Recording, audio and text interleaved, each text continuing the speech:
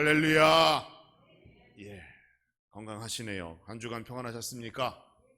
예, 비도 마음껏 오진 않았지만 우리 하나님께서 지난주에는 단비도 곧잘 내려주시고 또 모내기도 거의 다 마쳤고 지금은 기다리는 시간, 하나님의 축복과 은혜를 기다리는 6월이 되지 않았나 이렇게 생각해 봅니다.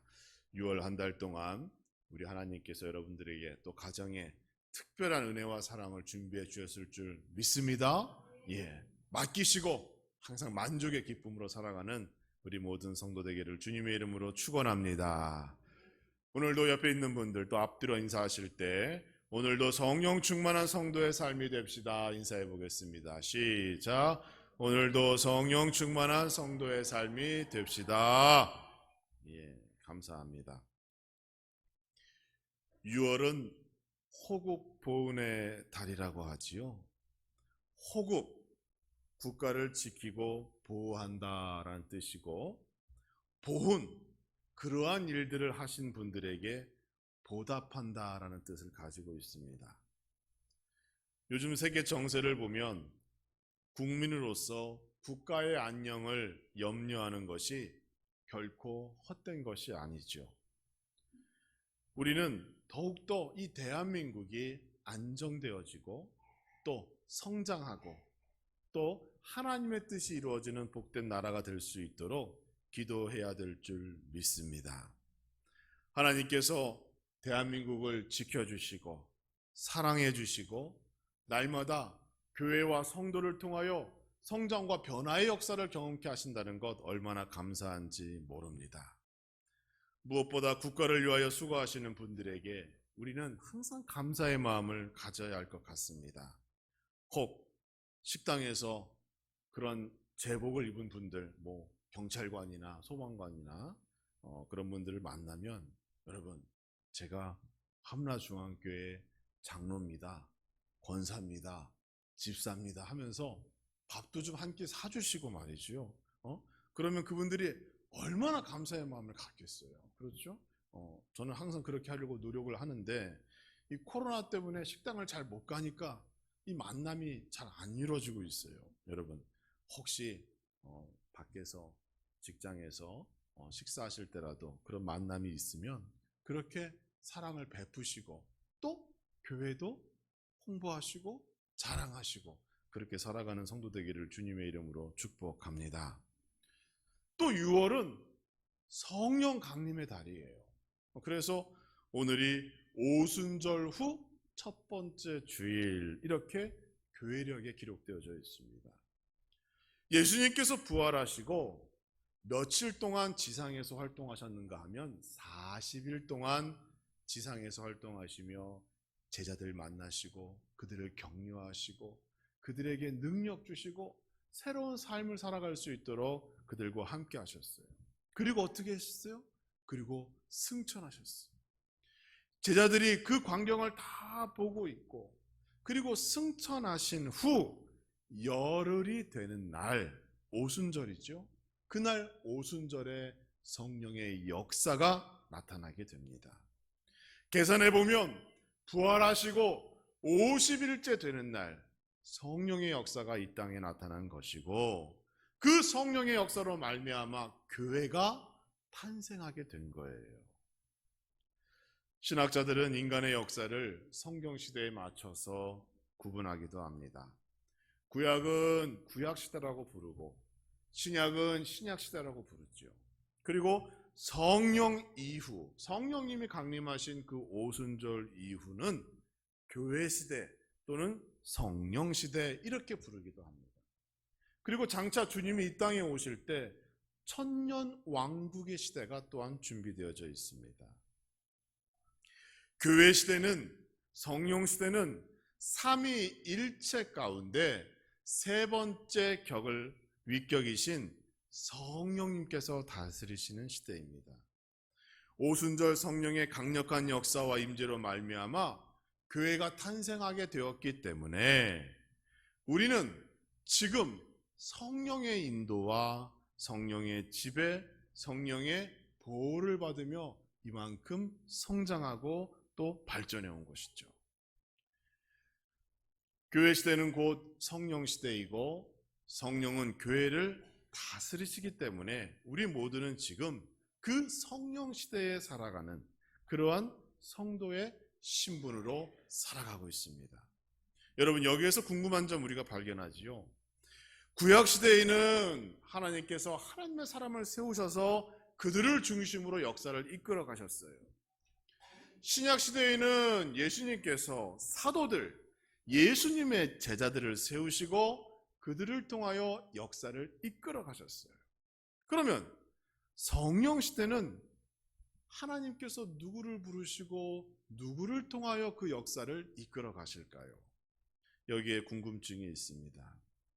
지금은 하나님께서 어떤 인물, 다윗이나 솔로몬이나 또 선지자와 예언자와 같은 그런 인물을 세워서 일하시는 시대가 아니지요. 또 바울이나 12 제자와 같은 그런 제자들을 세워서 그렇게 역사하시는 시대도 아닙니다. 지금은 성령님께서 교회와 그 교회 안에 구성되어져 있는 여러분, 성도님들을 통하여 일하시는 시대이기 때문에 성령님과 나와의 관계를 먼저 알고 내가 하나님의 일을 감당하기 위하여 나에게 성령님은 어떤 일을 계획하셨고 준비하시며 나는 어떻게 순종하는 삶을 살아야 하는가 우리가 살펴보아야 합니다. 성령님께서 나를 통하여 준비하시는 일은 무엇일까요? 나는 또 어떠한 삶의 자세를 가지며 살아야 할까요? 가장 먼저 성령님께서 하시는 일이 있지요. 성령님은 죄인을 의인으로 변화시켜 사용하십니다. 성령의 도움 없이는 죄를 고백할 수도 없습니다. 주님을 영접할 수도 없어요. 그럼에도 우리가 너무도 모르고 있는 사실 하나가 있어요. 우리가 이미 예수 그리스도를 영접하고 그분을 나의 구주로 고백했고 영생의 또 구원의 확신이 있음에도 불구하고 내가 성령 받았는지 내 안에 성령님이 계시는지 잘 우리가 모르고 살아간다는 겁니다. 여러분, 오늘 본문의 말씀에 누가 등장해요?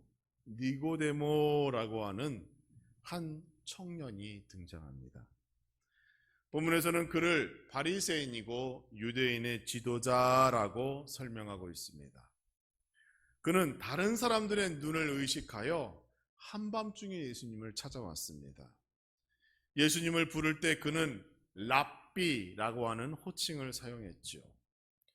유대인들은 나보다 학식이 높은 사람을 부를 때에 세 가지 단어를 사용했는데 라부, 랍비 또는 라보니 이런 단어를 사용했다고 그래요.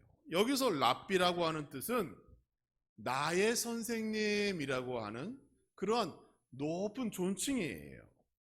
평소에 그가 예수님의 말씀을 귀담아 듣고 있었다는 겁니다. 그래서 예수님을 만났을 때 뭐라고 불러요? 나의 선생님이라고 하는 의미에서 랍비라고 부르는 거예요.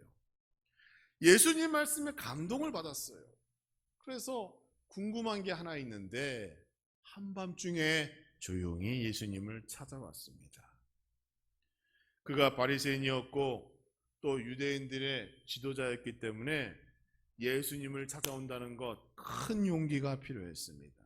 그러나 그가 가장 궁금한 그 신앙의 질문, 인생의 궁금증을 해결하기 위하여 예수님을 찾아온 거예요. 어떤 궁금증이에요? 거듭남, 즉 천국과 영생에 관한 궁금증을 그가 가지고 있었습니다. 율법을 공부했던 자신이 모세의 계명을 지키면 천국 들어간다라고 믿고 있었어요. 그런데 예수님의 말씀을 듣고 예수님이 행하신 기적들을 보니까 율법이 전부가 아니겠구나 이런 생각을 하게 된 거예요. 얼마나 좋은 생각을 했습니까?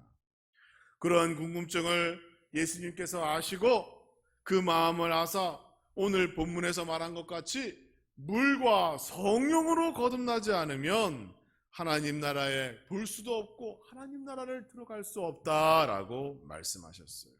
여러분, 여기서 거듭남이라는 단어가 나오죠. 이 거듭남이 뭡니까? 거듭남이라는 것은 새로운 신분을 의미하는 거예요. 어떤 신분이요? 내가 과거에는 죄인이었는데 이제는 의인, 하나님의 자녀로 바꿔진 거예요. 그게 거듭남의 사건입니다. 내가 전에는 마귀의 자녀로서 사탄의 지배를 받고 있었으나 지금은 하나님의 자녀로 변화되었고 하나님의 지배를 받는 거예요. 이것이 거듭남의 사건이고 그 증거예요. 그것을 누구를 통하여 가능하는가? 성령님으로 가능하다. 이렇게 주님이 지금 본문에서 말씀하고 있습니다. 그러니까 성령님은 나를 변화시키는 분이세요. 과거의 삶을 버리고 하나님이 원하시는 새로운 삶으로 나를 인도하시는 분이시고, 죄인을 의인으로 하나님의 자녀다운 삶으로 나를 이끌어 주시는 분이 성령님이시다. 그러므로 예수 그리스도를 믿는 자마다 이미 그 마음에는 성령의 은혜를 받은 거예요. 성령님이 계시는 거예요. 여러분 마음속에 성령님이 살아 역사하사 주일 이 아침에 다른 곳 가지 않고 교회에 나올 수 있도록 인도하여 주신 줄 믿으시기 바랍니다. 이처럼 성령님은 죄인을 의인의 자리로 그 신분을 바꾸어 주시고 인도하여 주시는 분이십니다. 뿐만 아니라 성령님께서는 우리가 하나님 자녀된 삶을 살아갈 수 있도록 우리를 보호하시고 인도하시고 우리를 이끌어 가시는 분이세요. 성령을 통하여 거듭난 사람은 죄인에서 의인의 신분으로 바뀌어졌습니다. 영적으로 새롭게 태어나 하나님의 사람, 하나님의 자녀가 되었습니다. 그때부터 성령님께서는 우리 안에 내재하시면서 나를 주관하시는 거예요. 나를 통제하세요. 이전과는 다른 생각을 하게 합니다. 이전과는 다른 행동을 보이게 하시죠.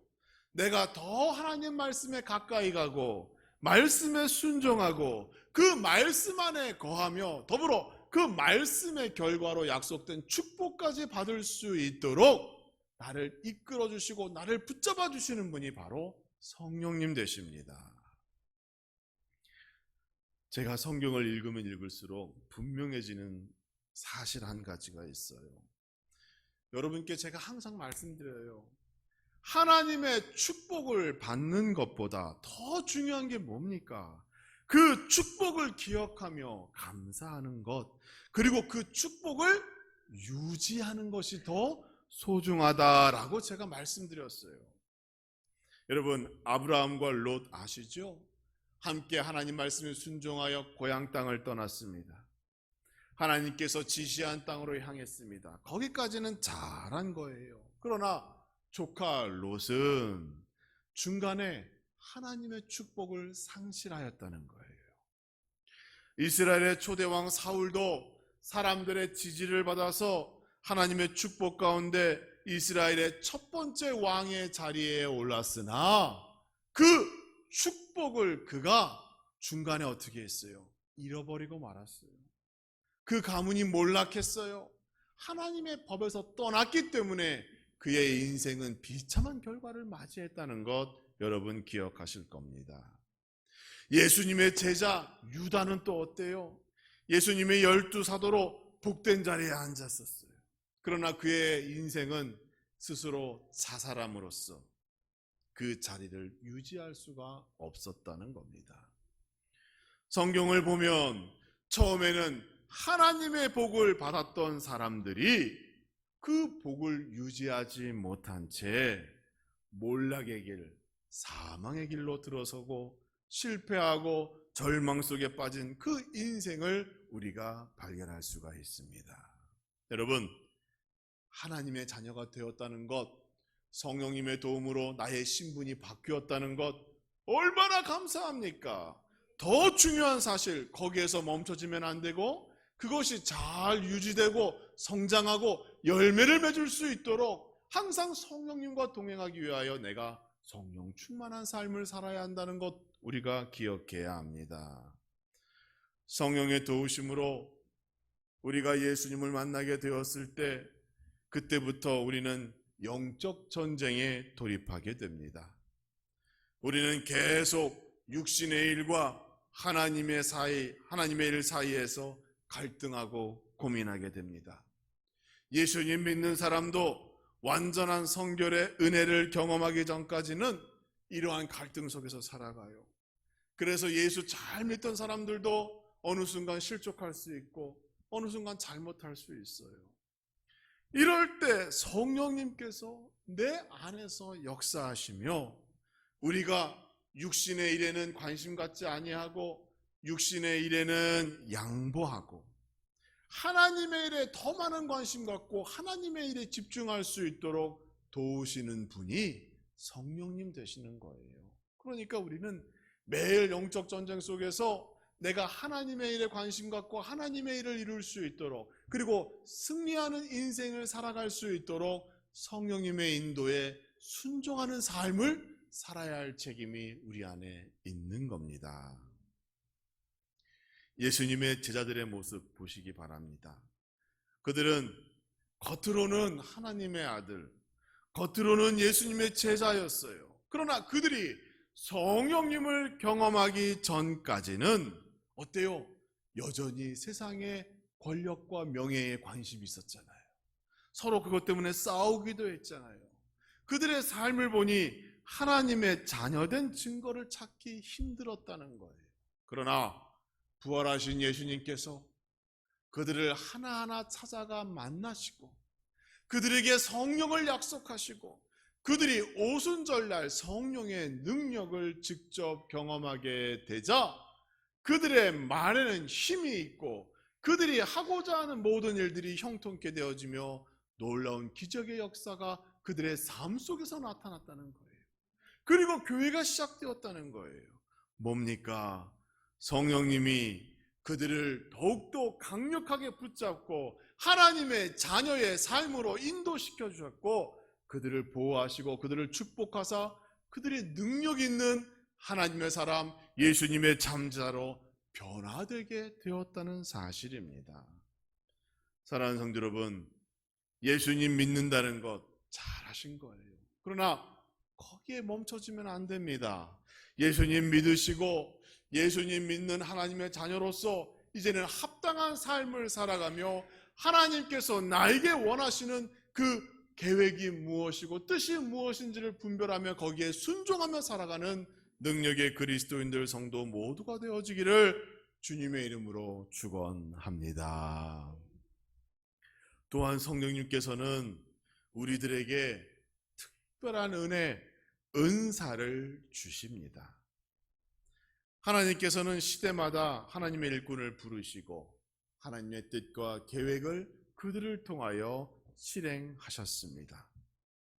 바울과 같이 태어나면서부터 좋은 환경이나 훌륭한 교육을 통하여 그들이 능력이나 실력을 기를 수 있는, 그래서 하나님께서 그를 택하여 사용하신 경우도 있지만 하나님께서 후천적으로 나중에 능력 주시고 나중에 은사라고 하는 선물을 통하여 하나님의 일을 감당할 수 있도록 인도하신 경우도 많습니다.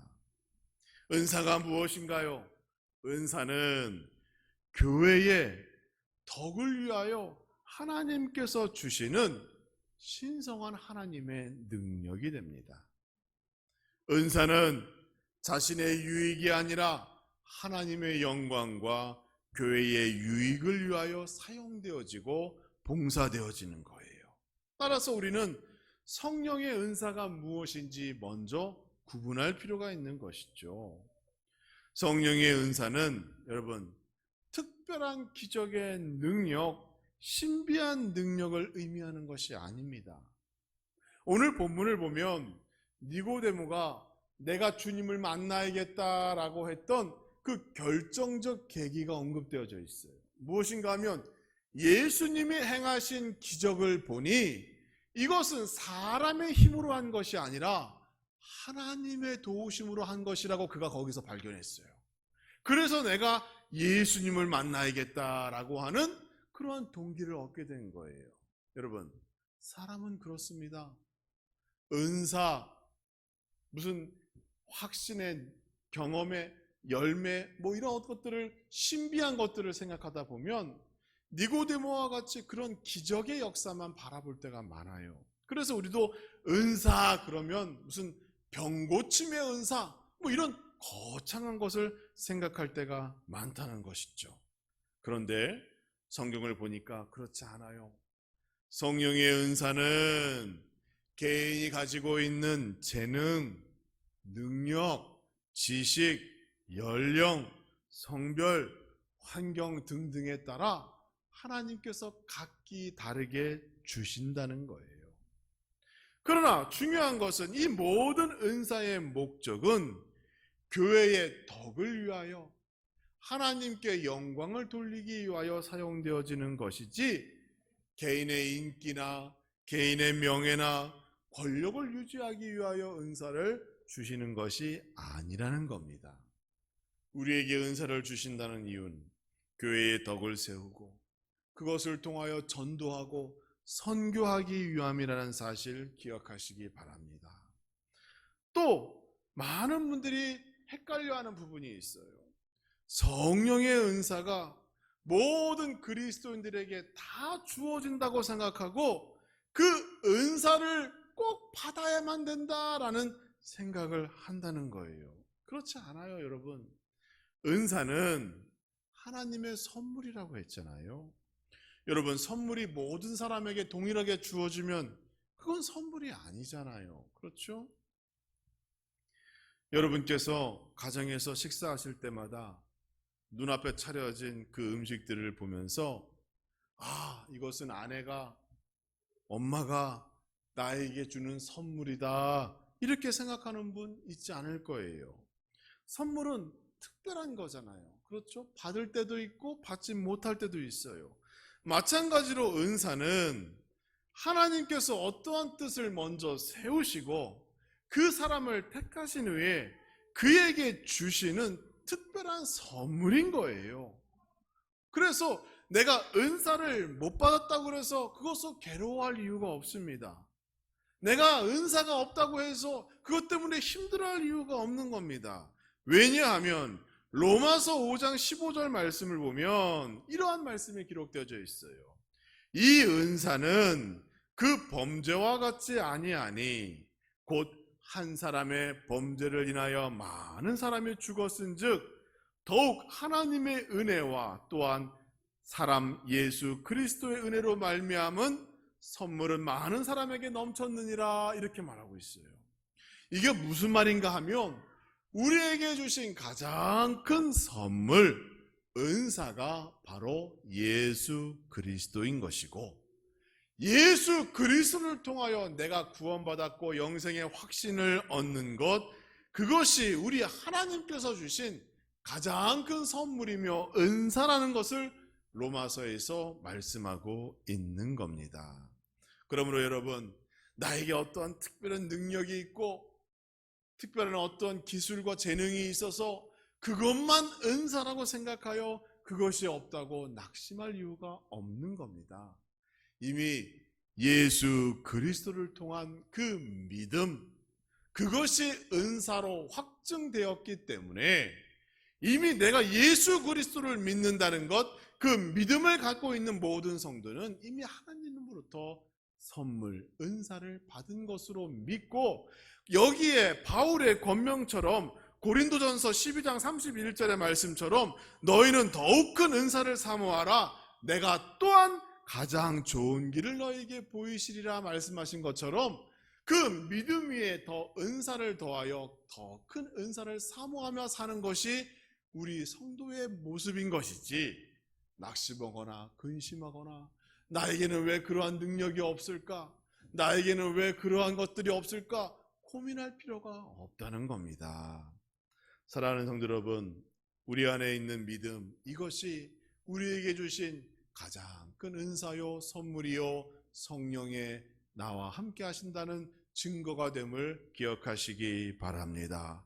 그리고 거기에 더하여 하나님 더 큰 은사를 통하여 영광 돌리게 하여 주옵소서. 이렇게 기도하며 성령의 인도하심으로 하루하루 살아갈 때 내 안에 성령님이 살아계시고 우리의 믿음과 우리의 신앙이 조금 더 풍성해지고 나는 날마다 하나님의 일에 동참하는 거룩한 하나님의 자녀, 거룩한 하나님의 백성 된다는 사실 우리 성도님 모두가 믿고 그렇게 살아가기를 주님의 이름으로 축원합니다.